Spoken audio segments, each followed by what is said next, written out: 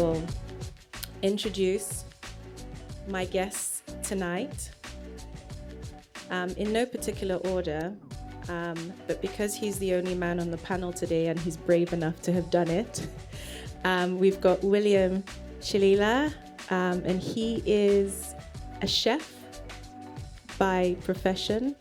And if we have him come join us, please. Anyway, I'll tell you more about each guest when they get on stage. Good evening. And then we've got Rene. And lastly, she is an amazing personality, and I think she's going to make all of us laugh with her stories, and also her experience has been so beautiful. Yvonne.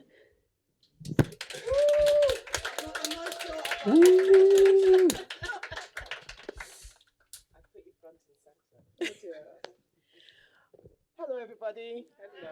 Hi. One of the reasons for choosing Soho House as a place to record these episodes is just because of the intimacy.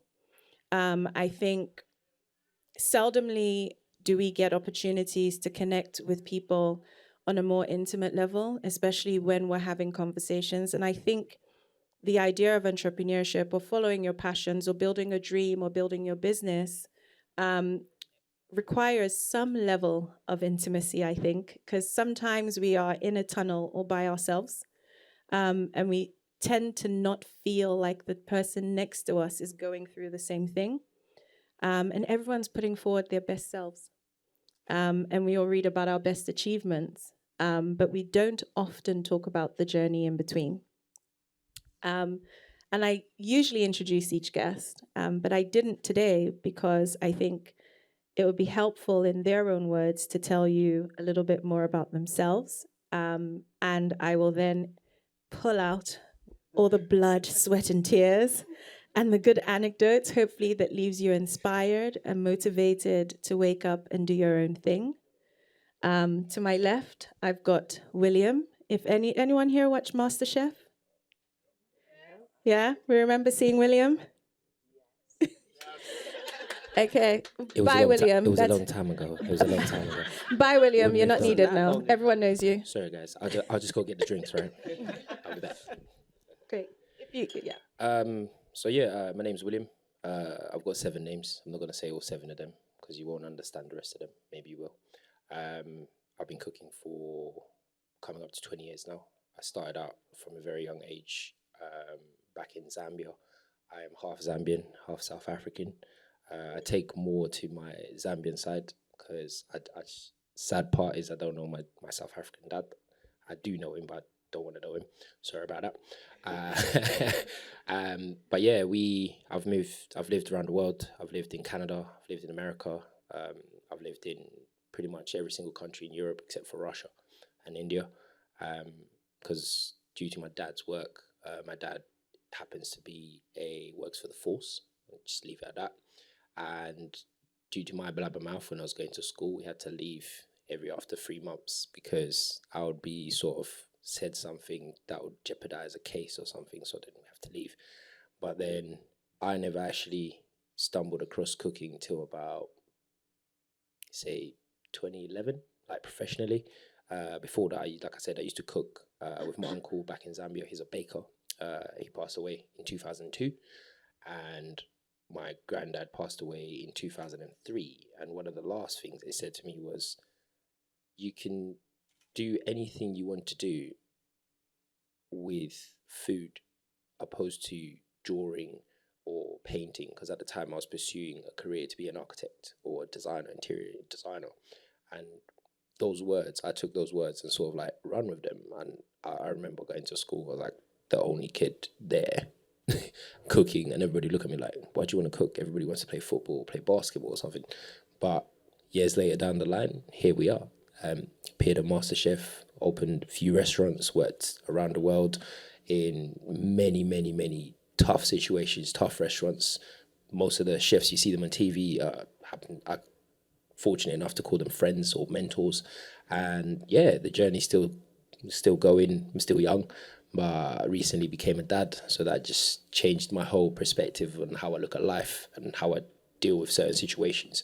Whereas before I didn't have to think about those things. But now, like I said, it's a whole different ballgame. Thank you. Yvonne. So, Yvonne, I'm Nigerian. I came to England on the 26th of November, 1996. I remember that day perfectly because nobody told me England was going to be cold. So I wore flip-flops, got outside, got off the plane, and guess what? My feet froze and I couldn't walk. That was my first experience of England. Then I went to Tesco's and I saw dead chicken in the fridge. And I thought, I'm never going to eat chicken again. But I'm a fashion designer. I'm not trained. I studied law. I am a credit risk analyst. And at the age of 4, I had a dream. And my dream was to own a shop that sold fabulous clothes to women. But I never realized that dream until the age of 40 because my parents wanted me to have a respective career. So I went to study law. And I had kids, 2 kids, and I went through a journey of unhappiness. I was not fulfilled. That is because I wasn't living the life I was meant to live. And to cut a very long story short, I discovered myself. And from there, I discovered my purpose in life. And my purpose in life is to dress women in the most flamboyant, fabulous clothes for them to take up space, their rightful space. I want women to walk on the streets and to stop traffic with their clothes. That is my purpose in life. And it took me 40 years to realize that. So that is my story. Rene? I'm the last on the list. Hey, last but the best. Come on. So I am from East Africa, Tanzania to be specific. And I've sort of lived most of my life between London and East Africa. So a little bit like you, Yvonne, I had this dream to design clothes. My walls when I was growing up back home were not covered in pop stars or whoever. I literally used to get fashion magazines, tear out sheets, stick them on my wall. The only issue I had was that all the faces I saw didn't look like mine. Every face was a white face. So what I used to do was cut off the head. Yeah, because then I could take a small passport photo of myself and put it there and go, oh yeah, that would suit me. That would look really nice. So it was like one of those things where I didn't really realize there was a gap in the market as a child, but it was something I definitely wanted to do. I'm also not formally trained. I learnt pretty much everything at my mother's feet because we lived in countries that had war zones. So my mum made every single thing from scratch: curtains, cushions, tablecloths, all of my clothes. And at around about the age of, believe it or not, 5, my mum would say, you're going to so-and-so's party. And I would just go, well, this is what I want to wear. And it would literally be like, I saw a picture of this lady who would be like Jackie Onassis or whoever. And I'd be like, I want a maxi skirt, I want a crop jacket, I want gloves. It was a whole scenario. And every other child just went to a party like a normal person. If I could have an outfit change as well for the party, like literally I'd arrived. So she did this for a while. And then I got to, I think like 6, 7. And she just said, I'm done with you and your instructions. So you're going to have to learn. So that's when suddenly my mum's kind of manual Singer sewing machine, where I used to sit by her feet and just listen to that, which still makes me really emotional when I hear that sound. I had to start to learn to do that. So it was a really special thing because it was this thing that I just did just with my mum, and we were super, super close. And she loved clothes, probably almost more than me. So it was great. You know, we would just chat and we would look through magazines, even when I was really, really little. So spool forward several years, because like you, I was pushed much more into an academic route, which I think culturally is a real thing for us. And honestly, had I said to my dad, I want to be a designer, he would have said, spare time. You know, I want to be a singer, spare time, you know, get a proper job. And I kind of understand that because, you know, they worry about us making money and they know that that journey is really, really hard because they've been through it. So for me, I was even older than you. You were 40 when you realised that you were going to live your dream. For me, it was late 40s, if I'm honest. So I'm the oldest person on this panel. And actually, it was my son. I have 2 children. And my son said to me, I mean, they're grown up now, but we were away on holiday, watching the sunset, having our sundowners. And he said to me, Mum, you're a hypocrite, you know? And I'm like, black mum, I'm like, where is this going? Because I do not like the direction of this. But I kind of thought, do you know what? Let me just hear him out. And I said, okay, I don't think it's a great way to speak to me, but explain to me why I'm a hypocrite. And he said, because all our lives, you have told us to follow our passions, and you're the only one who hasn't done it. And it really, really, like, it was a punch to my gut. And he said, you've talked and talked about how you would love the brand, how you would love to, you know, knowing nothing really, other than what I've been taught by my mum, but knowing nothing formally. But you've been talking about it and you're not doing it. And he was like, we're older now. Like, just go. You know, frankly, they were trying to get rid of me, I think. That was really the story. But he was like, you know, you gave us so much time to us when we were younger. So now it's time for you to do you. At which point I'm now tearing up and I'm okay with being called a hypocrite at this point. So cue family meeting and, you know, literally me saying, these are the things I won't be available for. These are the things that I need help with. Because as a woman, I think it's really hard. You start a business and you're still expected to do all the other things that you do. And even if you're a full-time mum, a house, whatever it is you're doing, or a part-time job, which I did, it's like you're juggling and then someone just throws in another ball. And that's so hard. So I've been really fortunate to have that support of my poor husband. I don't think he's had a home-cooked meal for God knows how long. And he learned to cook. Your grandmother will be just... I know. What? No home-cooked food. We have to think about that bride price. Well, do you know what my grandma said to me when my husband came? My husband is Scottish, and he came to Tanzania to meet my whole family before we got married. And we'd gone to the market, very dusty, came back from the market, and my grandma looked at me and she's like this. And I'm like, what is that? And she goes, run to the kitchen, get him a bucket of some warm water in a basin and wash his feet. And I was like, that is never going to happen. Did you go, pause, excuse me, I've got a degree. I literally was like, we're not getting into habits that he's never going to see again. And I looked at her and she went, this is why everyone's divorced in Europe. Which is like, I'm sure people don't divorce because their wives don't wash their feet. But I think something that you all have actually touched on is the influence of family. And one of the things that I usually I'm grateful for, and I also focus on is, you know, if you want to go down this route, support is your biggest, it needs to, on that list, the first thing that needs to arrive on your list of who is my support system, because you are less likely to become a millionaire as an entrepreneur.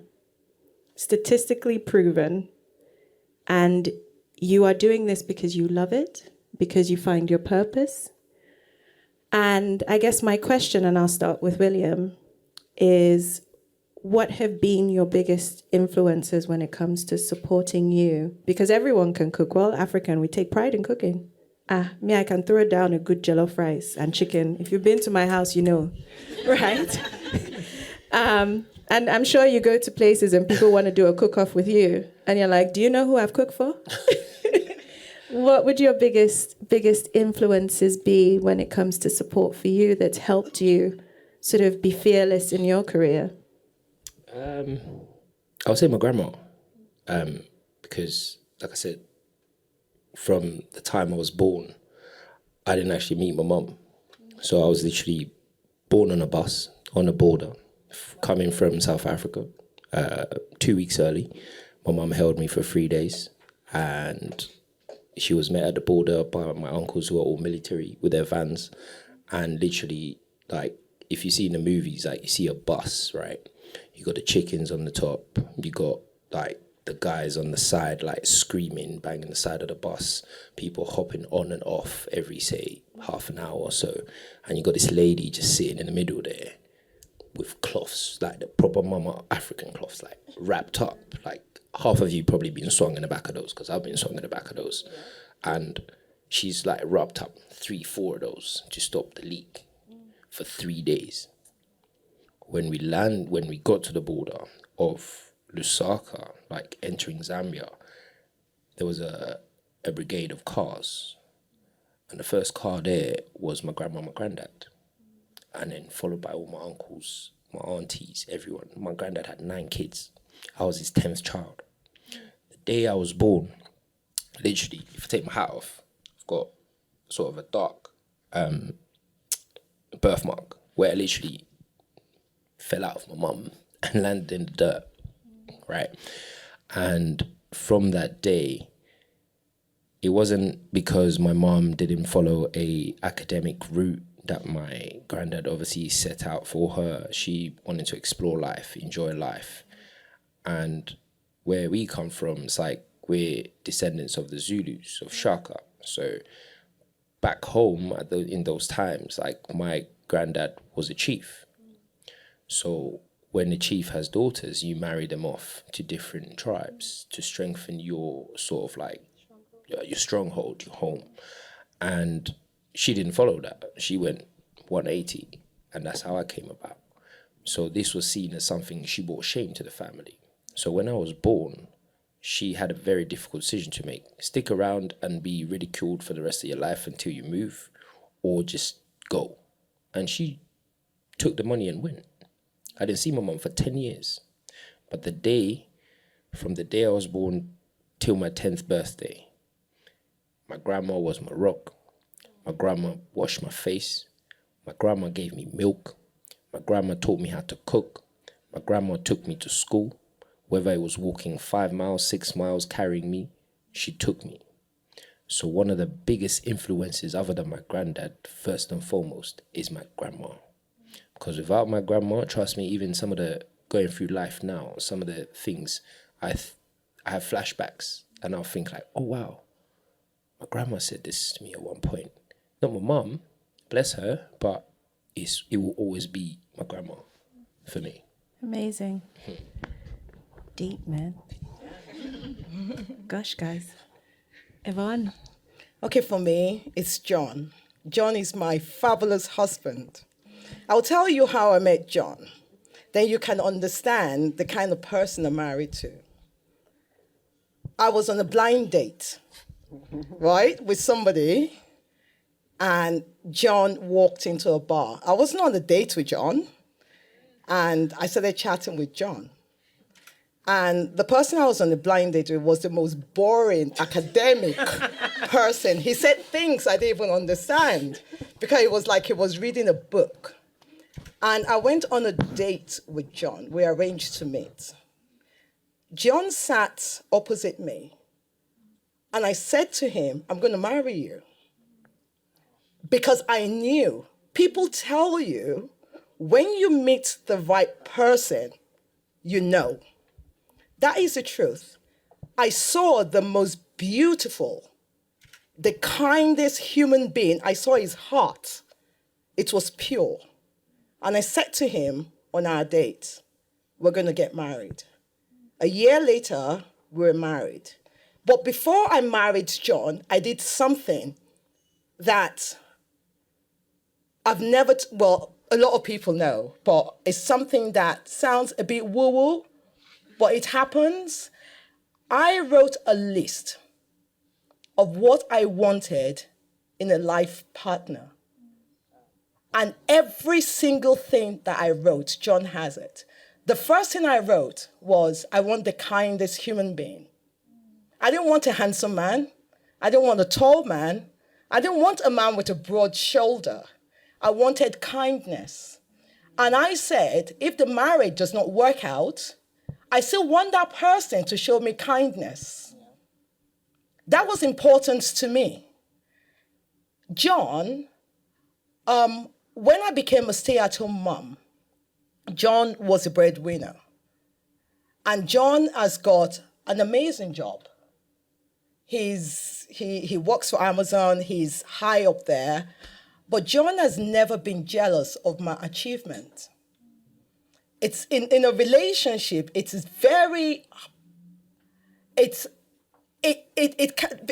how would I explain this? Can you imagine when I was a stay-at-home mom, he was the one providing.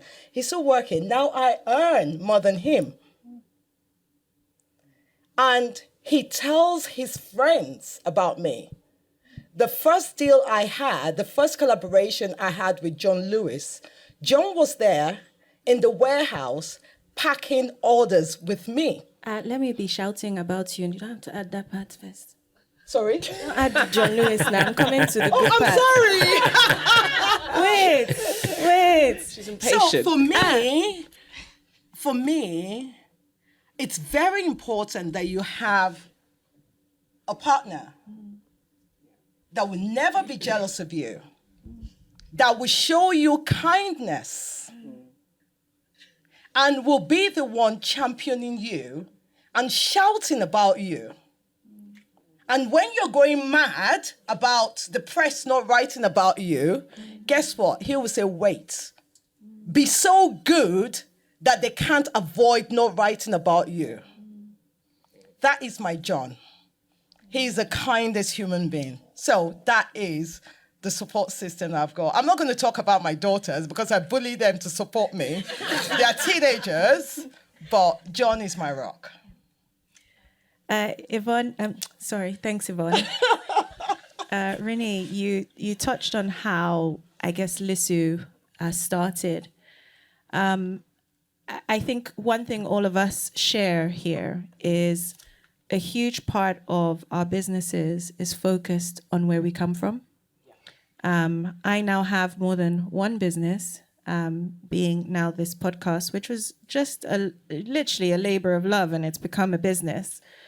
And for many reasons, which I shared at the beginning of this episode, but also I felt as though when I looked back for inspiration for people who did it before me, I couldn't find enough stories.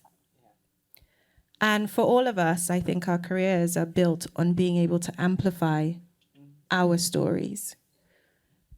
What would you say inspired you to look at Lisou in the way that you did?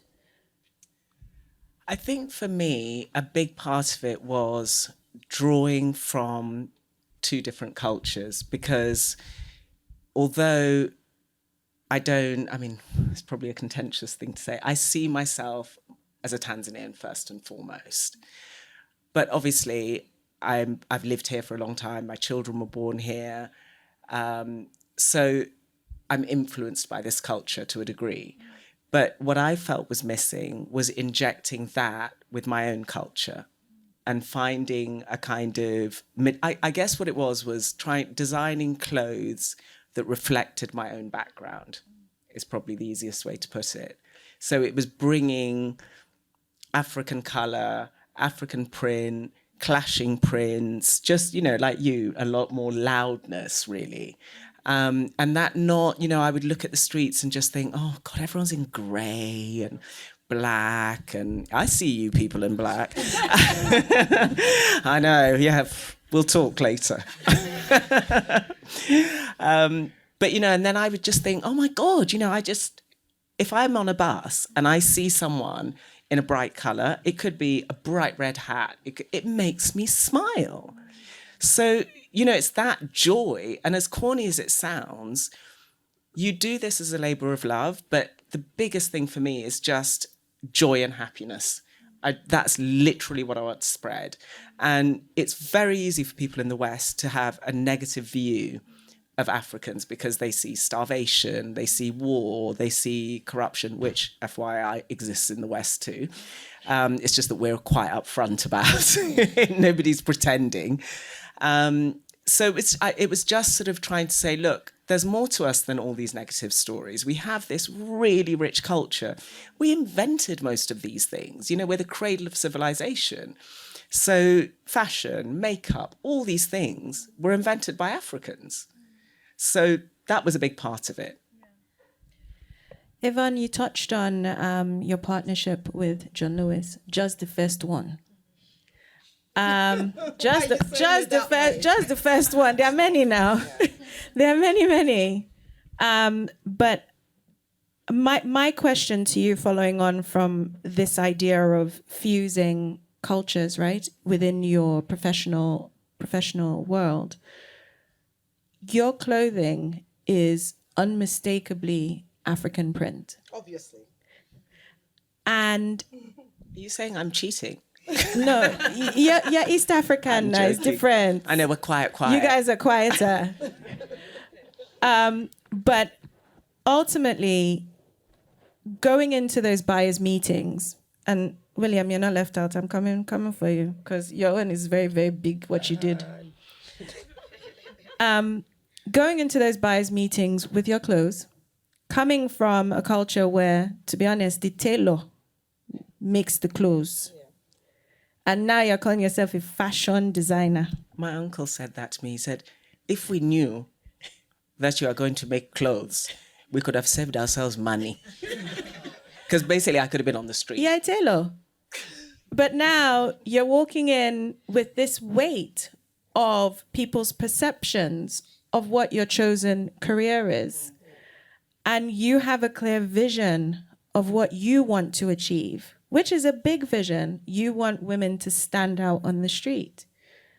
Walking into your first buyer's appointment, can you paint, I guess, a picture of what that feeling was? Now, first and foremost, even just getting that appointment is a lot of no's, right? At one point, I used to say my middle name was No.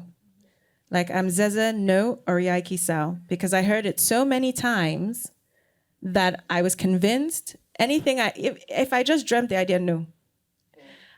So you push past that phase and you get to that first meeting. Can you paint, I guess, a picture of what that moment feels like? You don't know the outcome, but that first time you actually get a meeting.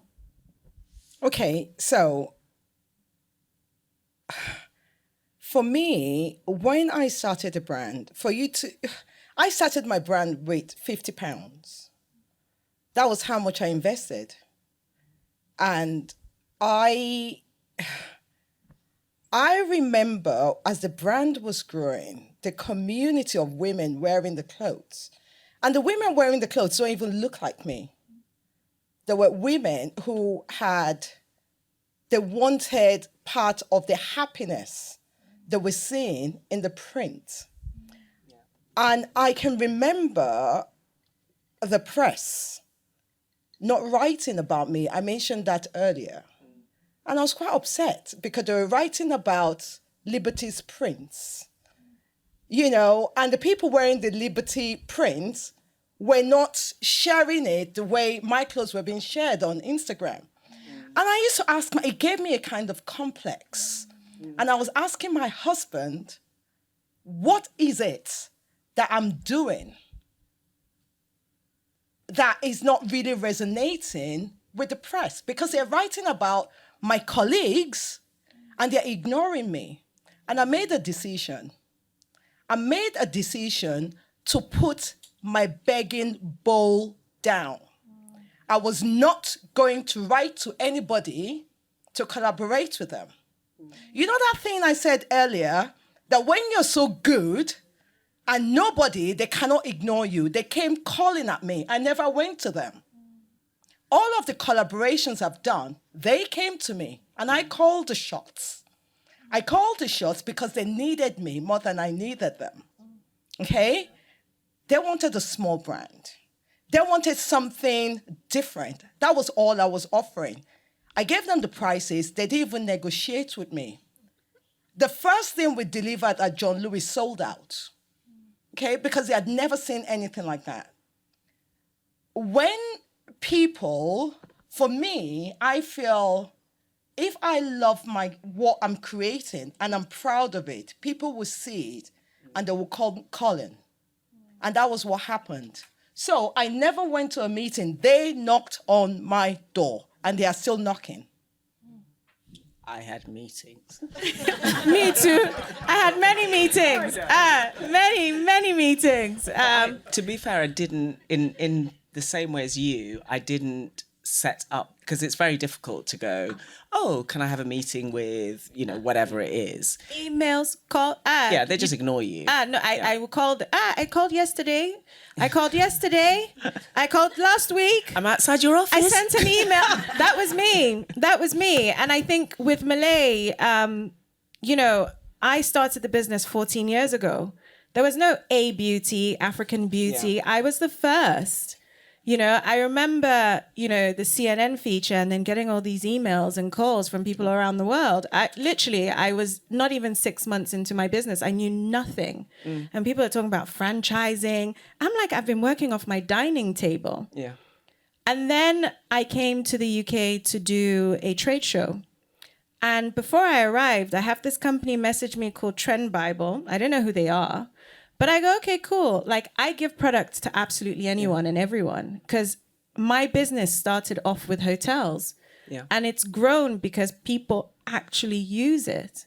And so for me, the focus was the more people use it, I know I've got a great product. So the product will sell itself. Hence, I'm really bad at marketing even till today because I've never had to do it. Yeah. It's not a muscle I've had to flex. And I remember coming to the trade show and I'm walking around the trade show. And then I find this stand and I'm standing at the stand going, wow, those are really nice products. That kind of looks like our products.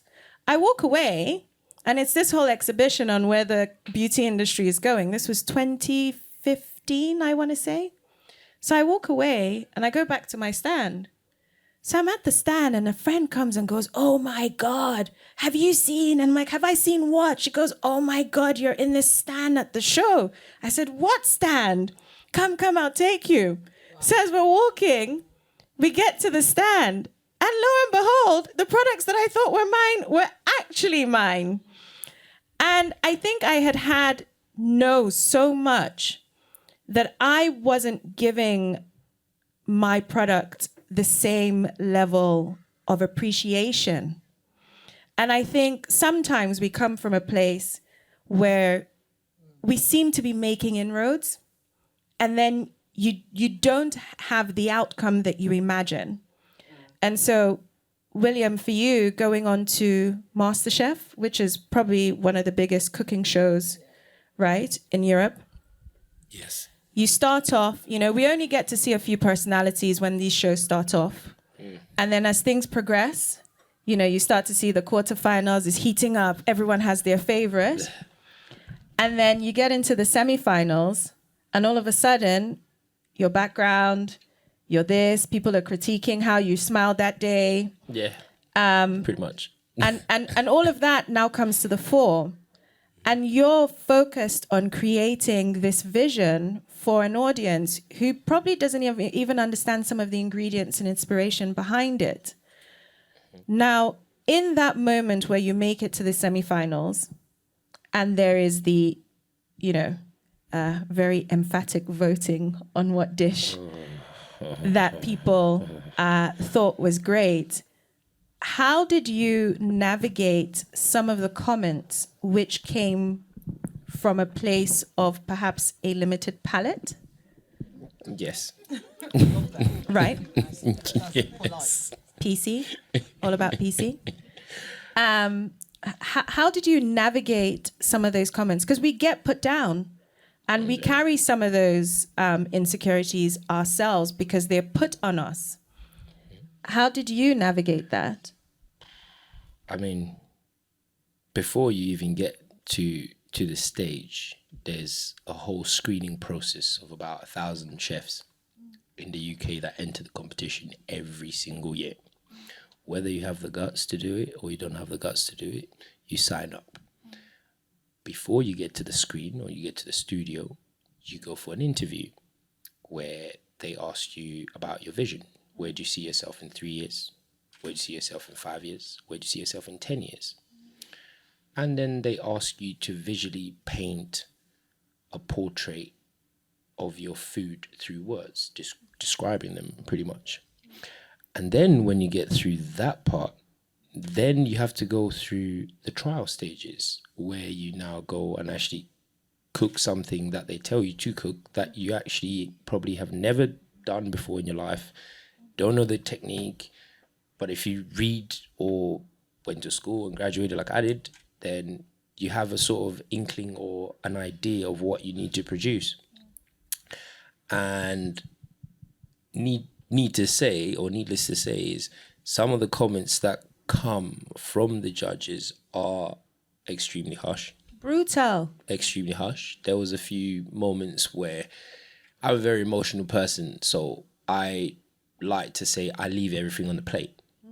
So when I put something on the plate, I always like to think, okay, this needs to either bridge the gap between two different cultures, needs to bring joy to you and also educate you. But at the same time, in saying that, I picked up a nickname when I was back in culinary school. They used to call me the friendly neighborhood Spider-Man because I would literally cook everything that I'm told to cook, but then I would throw a piece of fruit in there or throw something that people walk past every single day in a supermarket. And they would ask me, why'd you do that? And I said to you, or to them at the time, I said, that one plate of food that I cook for you, anybody. I don't know anybody sitting in the restaurant or coming to the table, but the one plate of food that I serve you, I need it to do 3 things. Invoke your curiosity. From your curiosity will come a learning curve where you'd want to understand the story behind the selection of ingredients that I've used or why I've presented it in this way. Every single thing is thought about when it goes into the plate. It's the same as these lovely ladies to my right. It's like every single seam, if one is out of place, you go back, start again. Many a times that happens. But then when you do that and then somebody on the other side, you have to remember one take can be done about 5 times. So those comments change 5 different times. So what they say 10 minutes ago and what they say 20 minutes later can change many a times. So the first one, you could be, okay, oh, this dish is amazing. It's beautiful. I love the flavors. I love how everything works together. I love how you presented it. 10 minutes later, this dish, yeah, I don't like the way you put that there. This doesn't work with this, that doesn't. But then you're like, on take 1, you loved it completely. What's changed? Understand? So you actually having to swallow that pill when somebody's giving you like critique to your face and having the restraint, as you would say, not to reach over and say, okay, let me put you in a pan and then I'll stir it up a little bit and then I'll serve it to you to the other guys.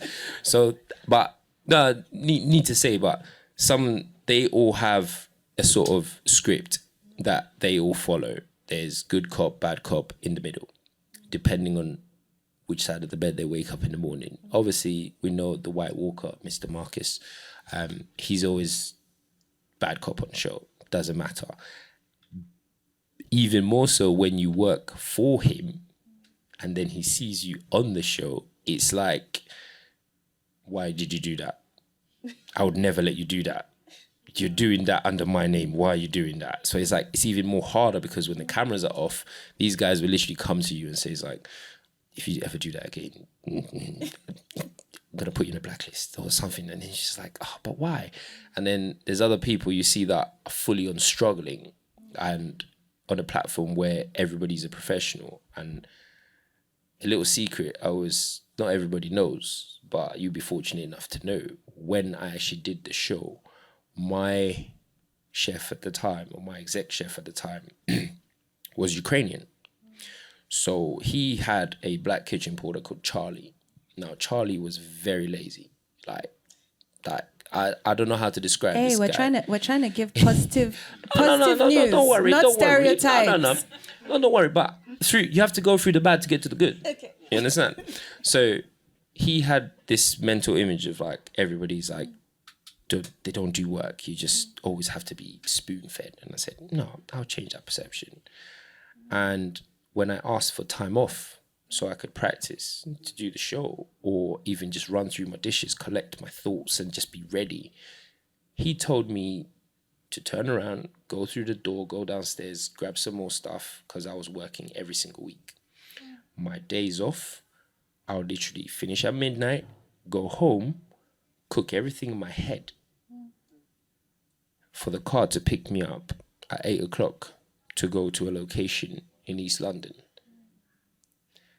And I would literally, that's what I said, I would cook everything and leave it on that plate. And that was it. But when you have that sort of adrenaline, passion, emotion going into it, when somebody says something to you, there was a few moments, yes, I did cry. Everybody cries. It's good to cry. I wail. I wail. I wail. Ugly crying.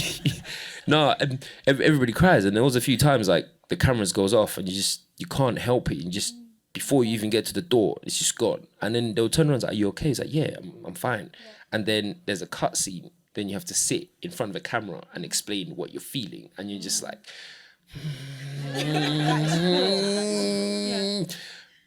But going through all of that, it's like a test, because the way I looked at it was, you want that sort of reaction. You expect that sort of reaction. So I'm a godly man, right? So I was always taught, when somebody slaps you on one cheek, you turn the other cheek, slap me again. They'll do it over and over again until they tire themselves out. And that's all I did. I stood by the word I was taught, my morals, my principles, and that's what got me through. But it's not easy. It's not easy. Even when you're compared to Hyena from Lion King, it's not easy. Thank you. There's a part of, I guess, a collective story for all of us, right? There is being Black, then there's being African, and we are selling Africa, not to just our people, but to more than our people. And Rene, I think, how has it been? Because Yvonne does not business. She has already told us. But for you... Have I? Totally. Message loud and clear. Accept me as I am. Right? I'm not going to shrink myself. I'm Yvonne. And I guess this applies to both of you, actually. But Rene, if you can indulge me, I think there's something about being Black in fashion. There's something about being Black and African in fashion. And there's something about being Black African in fashion with ownership. Oh, and a woman. I'll come to that one now. Then we'll now add Black African ownership and female. Now we consume fashion, but we're not the ones that own fashion, right? From a gender perspective. And the same thing for the beauty industry. So having those four things on your shoulders, having, like William on MasterChef, realizing that he is the poster for every Black African who wants to become a notable chef, in that moment, all of us understand that every step we take in our business endeavors where we are facing the world, we are carrying not just our passions, our visions, but hopefully paving the way so that we can be in rooms like this and there's more of us.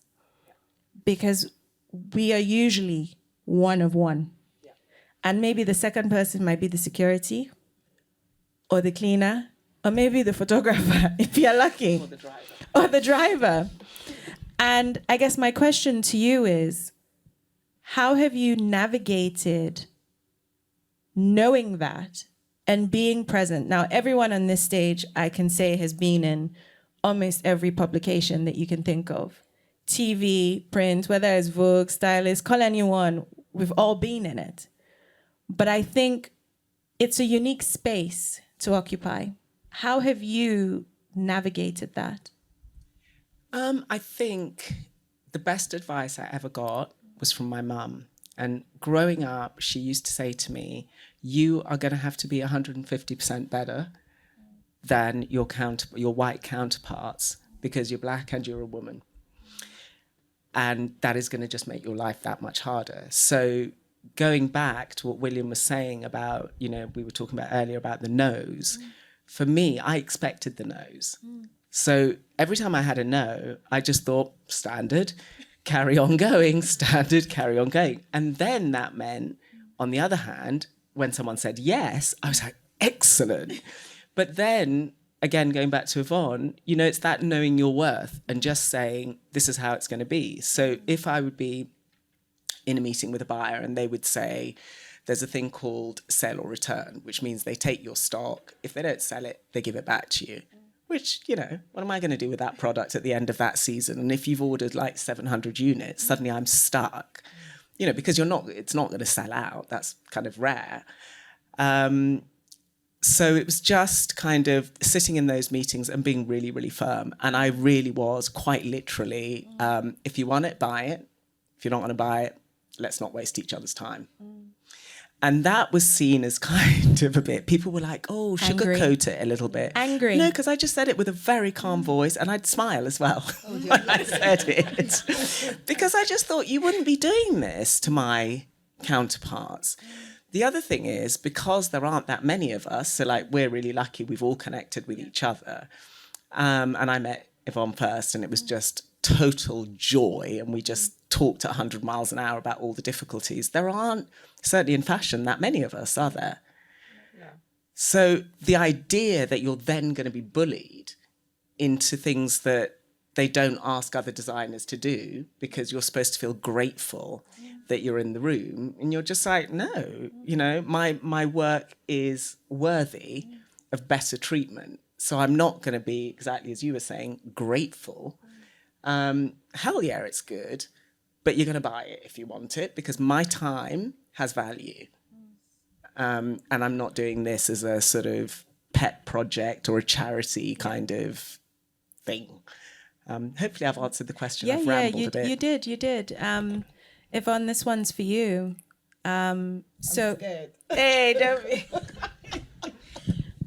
You talked about being in a position where you could see lots of other people getting the shine, right? They were getting the press, they were getting the notoriety, and you felt like you were in the shadows. But you know that when you look at your bank account or you look at your business, you have a customer-centric business. You know that you're making more money than these people in the press. How have you, everyone says build in silence. I love being underestimated. In fact, I'm poor, I'm struggling every day. It's my favorite thing. Oh, honestly. Yeah. Because all of us, we have a cousin, an aunt, somebody, right? If you're after CNN, do you remember me? Everybody started counting my money. Everybody. I said, wait, guys, I don't have it. Right? And there's something about that perception of success and being in a position where you could physically see more people wearing your clothes than your counterparts. So you're doing better. Yeah.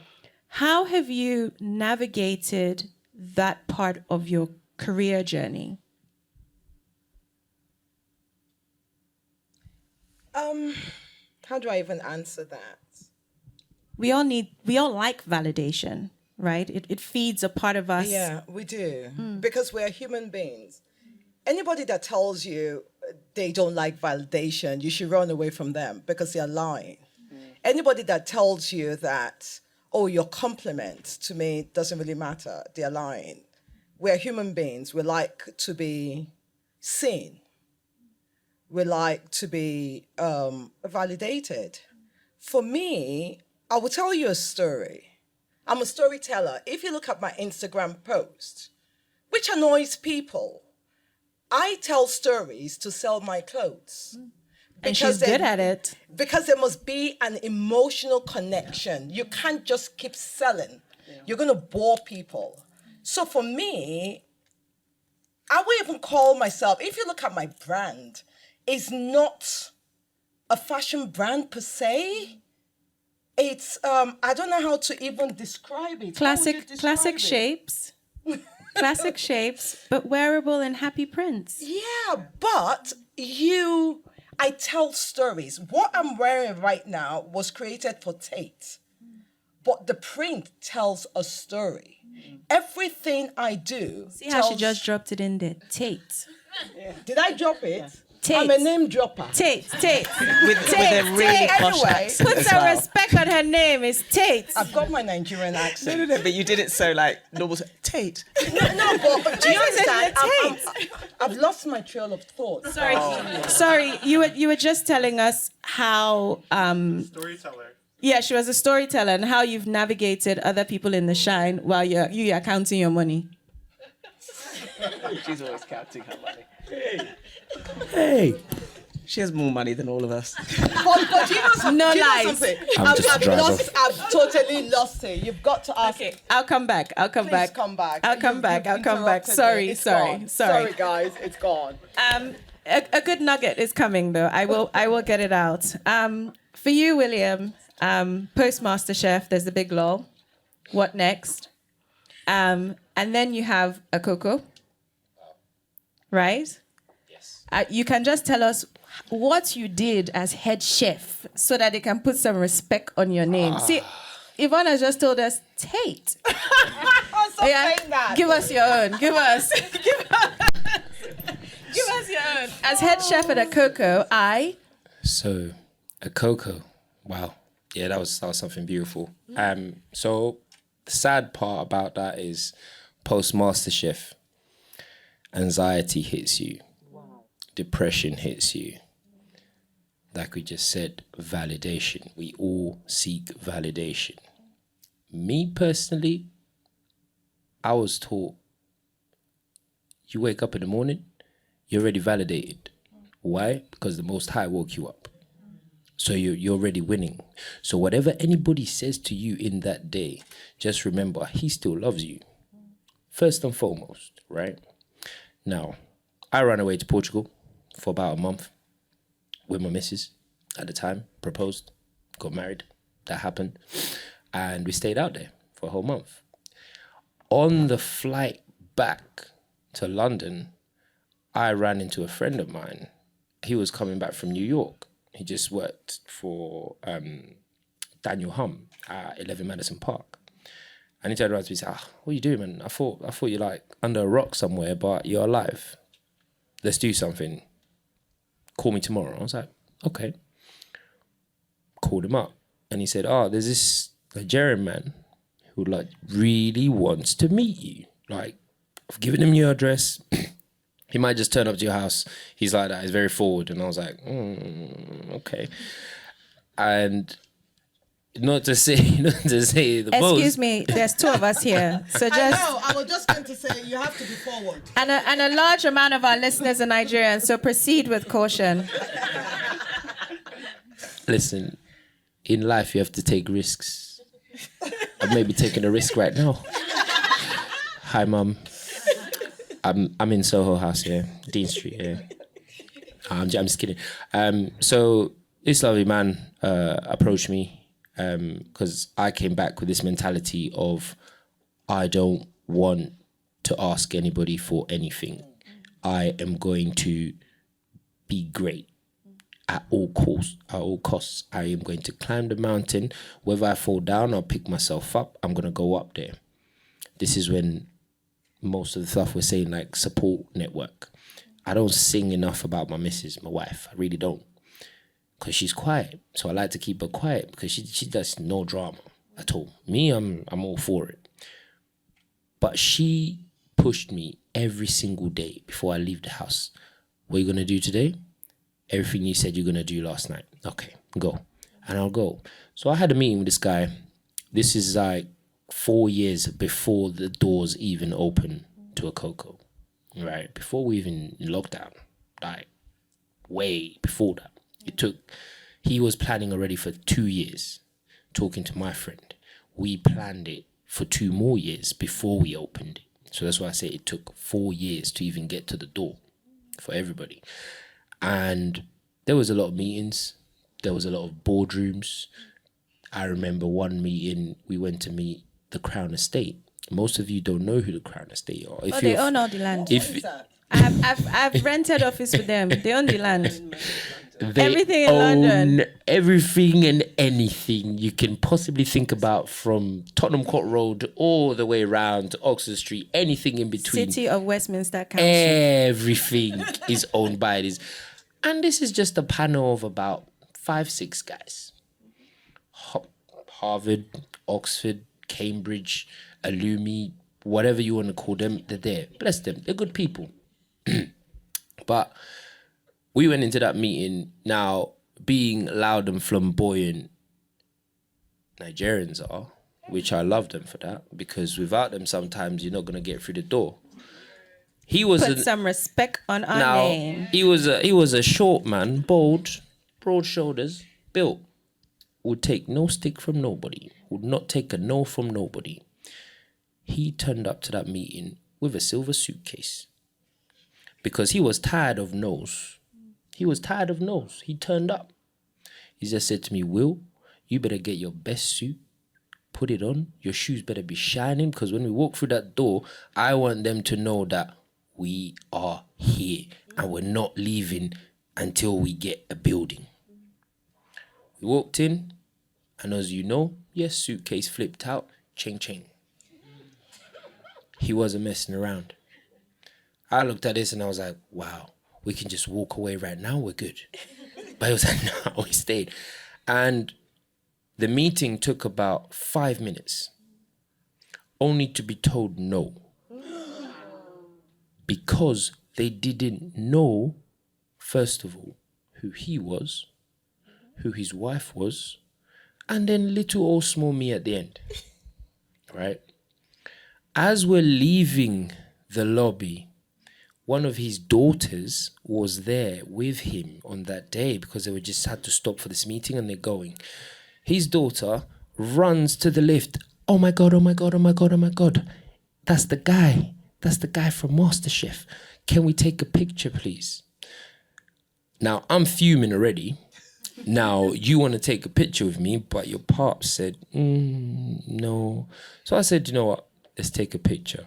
And then we got into conversation. She now starts going, oh, so what are you guys doing here? Because, like, we're giving away buildings. Like, we had Drake shoot a video up here last week.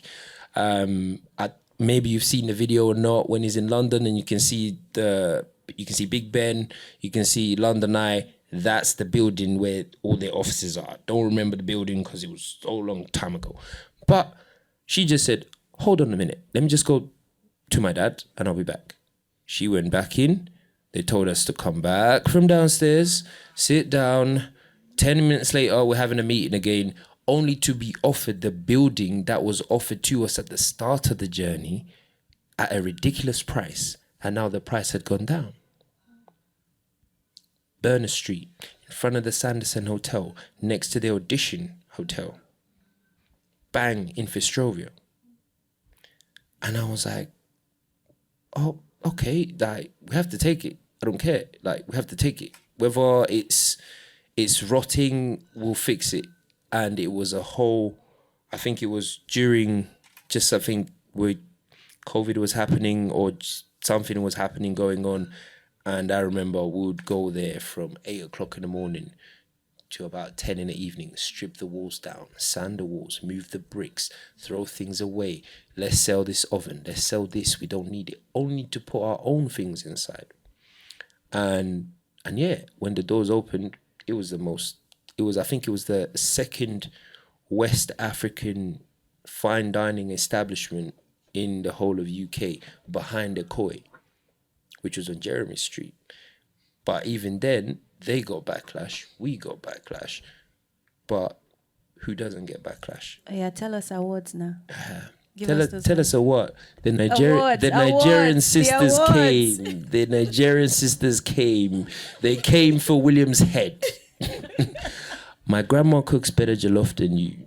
My auntie who's sick will cook a better jollof than you. The egusi tastes better in my house. You're not putting enough of this and that. And I was like, hold on. I'm fully booked for about 8 months. That's about 120 covers a day. 60 for lunch, 60 for dinner. If I turn over 3-4 more tables, I can easily get that to 70 covers. I appreciate your honest feedback, your constructive criticism. I will speak to the chefs behind. And people would laugh when I would say that, but they say, but you're the guy. But I said, listen, sometimes you need to take it on the chin and move. Some of the guests were right about certain things that we're doing, but like I said, I'm Zambian and I'm South African.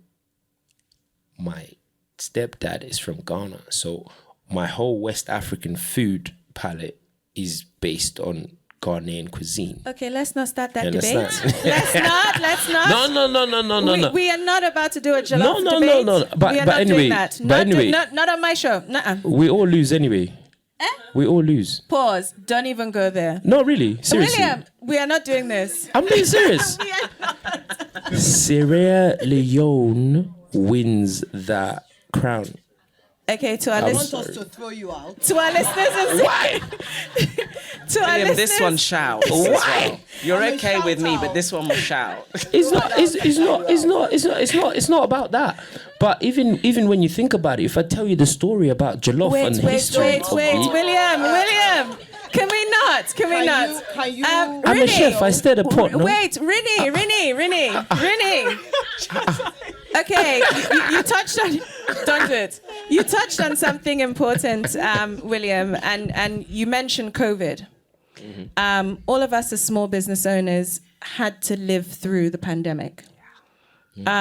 We also saw the big guys live through the pandemic. We all saw the headlines. We all saw the shop closures. We saw it all, right? And for some of our counterparts, our friends, we saw their businesses go under.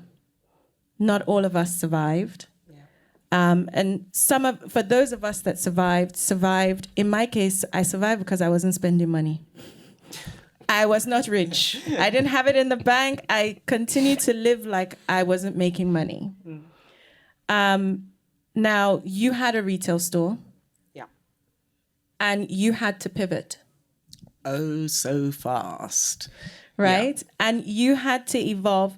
But whereas Kemi was Yvonne was an early adopter with Kemi Telford with navigating the digital space. Mm-hmm. You were in the traditional model. Wholesale, retail store, get the word out there, get who and who wearing your clothes. And now we have the pandemic. No one's going anywhere. What did you do to survive? Well, I cried. Oh, I wailed. Literally buried myself at the bottom of the bed. And my husband was like, what are you doing? And I was like, I'm just going to stay here till the whole thing's over because that's my business kind of done. And then I get bored very, very quickly. So literally 2 hours in, I was like, okay, I have a choice. I can either lie here crying or I can just put my big girl pants on and just really think about what I can do. Because the most important thing for me was, if this doesn't work out, I need to know I tried absolutely everything. So it took, I would say, kind of sales fell off a cliff for the first couple of weeks. And then I was just like, right, I've got to do something. There's got to be something I can do. So as a team, we all sat together, lots of ideas. In fact, that's how IGTV started, because that was not in my comfort zone. And of course, people had nowhere to go. And then week 3 just went absolutely insane. And the business really, really grew. And I think people were just, either they were thinking, I might die of COVID, I may as well spend all my money. Or they were thinking, I've saved money because I'm not traveling to work. And of course, people thought furlough was free. The amount of people I heard saying, furlough's great, the government are giving me free money. And I was like, yeah, wake up to yourself, because you are going to have to pay that money back. It is not free. There is no free money. So I think people just felt like, I deserve a treat. I want to, look nice. I mean, the funniest one was we had a customer call, and obviously customer services, packing, it was all me, and my sons were packing. And, so the three of us laughed a lot. And this customer rings up and she says, I ordered something yesterday and I ordered next day delivery. And I said, well, that's not possible because we've disabled that button. And she said, well, but my thing's still not here. And in my head, I'm thinking, where are you going? Like, you have nowhere to go. We're in lockdown. Are you insane? But I don't say that. I know, I don't say that. I'm just like, okay. And then she says, well, Amazon deliver on next day. And again, I'm like, Amazon is like a monster compared to me. I don't have my own airplanes and my own vans. But, you got things like that where people just, I don't know, some people just went a bit nuts. But it saved my life, honestly, saved my life. The fact that I worked every single day through it. I got dressed every day. I put makeup on every day. I put shoes on every day because it affected my psyche. And I thought, if I sit here in tracksuit bottoms and an old sort of stained T-shirt, I'm just going to feel like shit, basically. So I've got to get up. I've got to just carry on. And it paid off, the carrying on. But you don't know if it's going to pay off. But I went full on black market woman. I did door to door. So I would call my VIP customers or the best ones. And I was like, you're in London. Let me drive over to your house and I will bring you some things. They would pick what they wanted. I would obviously add a few more bits that I thought they might like. And it was literally me putting a bag in front of their door, sitting in my car. They try on, they buy what they want, they leave. But there was a minimum spend because I'm not coming to your house for nothing. My time has value. Service. Yeah. So that was like another really, because the people who were doing it were people with loads of money to spend. So you're then like making thousands in a day, driving around, but then you're also being paid for your time because there's a minimum spend. And that actually was my husband, who literally is always like, your time costs money. You need to add more to that. Amazing. I guess a resounding theme across the board is resilience. That timing might not happen when you think it will, but there's something about being persistent and resilient in that journey. Yvonne, you sort of touched on perceptions of success earlier. And I guess my question to you is, what does success mean for you? Okay, so the definition of success means different things to different people. There's no, one definition of success. For me, I've never really defined it, but for me, the reason why I do what I do, which is part of the purpose why, I don't know how many of you have ever asked why you are on this planet Earth at the moment. Have you ever asked yourself why you are here, what your purpose is, what is, why, what your legacy is going to be? My definition of success is for me to make a difference in people's lives. So for me, my brand is not about making money. I make money, but I make money with kindness. So what I want to do with my brand, with this money that I make, is to change people's lives. The money that I make, how many bags can I buy? How many bags can I carry? For me, is to change the lives of people. We pay for medical bills in Nigeria with the money I make. Some of them I don't know. We pay school fees for kids because I know that they will change other people's lives. People have invested in my life. People have shown me kindness. Without kindness, I wouldn't be sitting here sitting with you. So for me, it's not about the money. The money needs to happen. I need to have money in order for me to change people's lives. So for me, you've got to put porridge in the bowl. I don't like people asking me for free things. I tell them, put money in the bowl. Okay?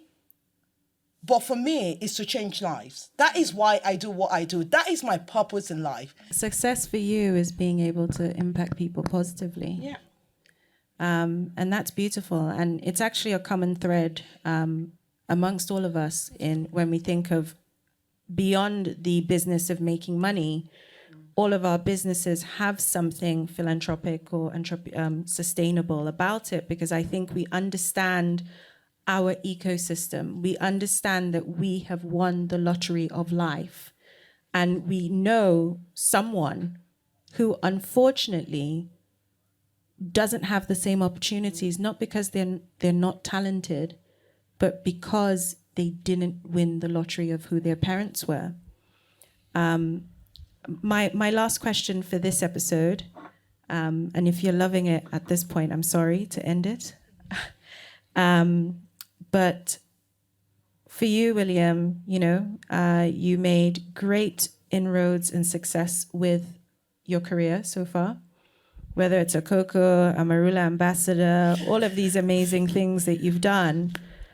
But how are you different than you were last year?